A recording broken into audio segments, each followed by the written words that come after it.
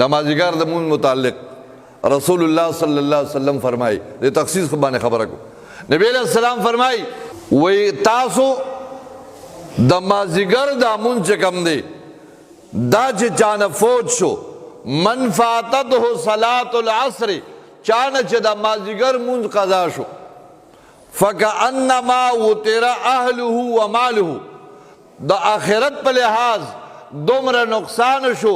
لکه د یو سړی نه داغه مال داغه بچی داغه اولاد هر څه چې کوم دی دا لوټ کړی شو دا داغه نه داغه مال هم لوټ کړی شو داغه بچی مړ شو داغه ټول اهل تباہ برباد شو څومره نقصان بھئی څومره نقصان بھئی یو انسان نه په کلي کې غله وشي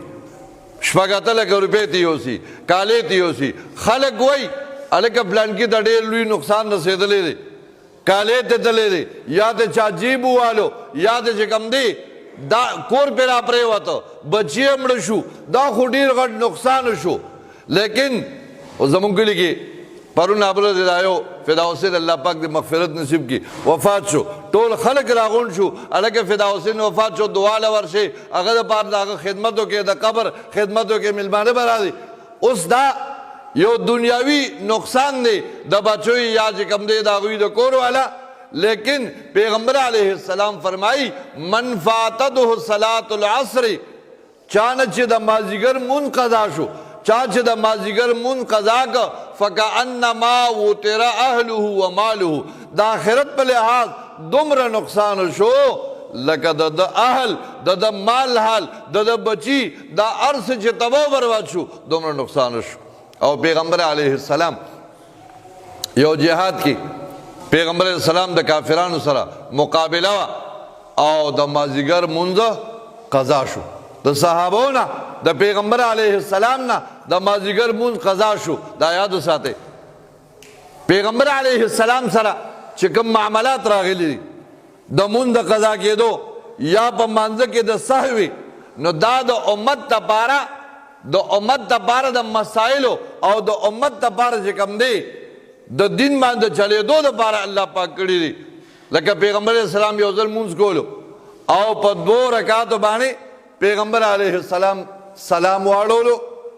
4 رکعاته مونځو پیغمبر علیہ السلام په 2 رکعاتو باندې سلام واړولو صحابه د ادب نه ډک خلکو صحابه خاموش ناستی نو تپوس کوي او تپوس په کم انداز باندې کوي اوس که چېرې د نن زمانې مقتدیان وي امام په 2 رکعاتو باندې سلام واړي 4 رکعاته مونځ دی امام په 2 سلام واړي مقتدیان به هغه سر نوازو کي استاد جي جد پکې تللی وي استاد جي څه حساب دې پکې کولو استاد جي څه جلسې و صحابو کې ادب و یاد وساتئ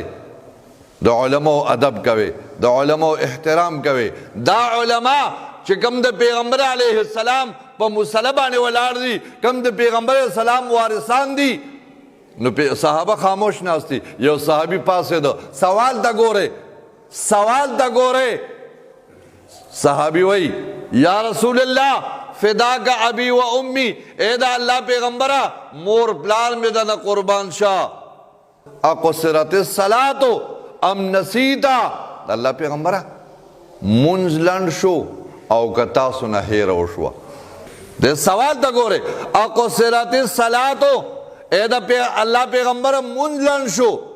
او کنا چری تاسونا ہیرو شوا نبی علیہ السلام فرمائل بل نسیتا بلکہ مانا ہیرو شو منز بیوک نو پیغمبر علیہ السلام نه د مازیګر مونځ قضا شو چې مونځ قضا شو یو کس بیان مې اورېده یاد وساتئ الله پاک د موږ د بې ادبۍ نه بچ کي د یو ځان ته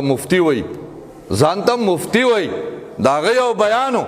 وایي تبلیغ نصاب کې لیکلي فضیل اعمال کې لیکلي دي چې چا یو مونځ قضا که دې خبرې ته وګورئ چا یو مونځ قضا که او دا غي واپس قضا راوړه په خپل وخت باندې د نه کولو په وجه به 2 کروڑه 88 لکه کاله د دوزخ کې سوځي نو پیغمبر علیہ السلام نه 3 مونځونه قضا شوي پیغمبر علیہ السلام به څومره دوزخ کې سوځي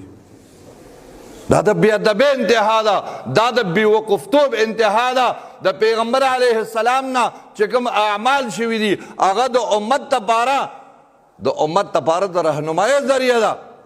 و دا سوچ چې پیغمبر به دوزخ کې پروتي،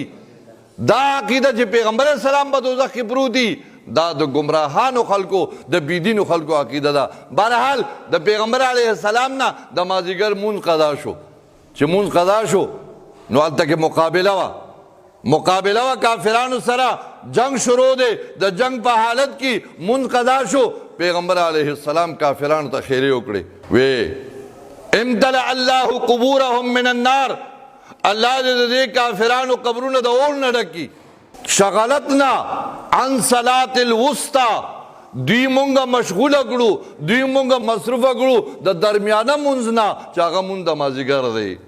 د مازدیګر مونځ قضا شوی نو پیغمبر علیه السلام د مازدیګر مونځ ته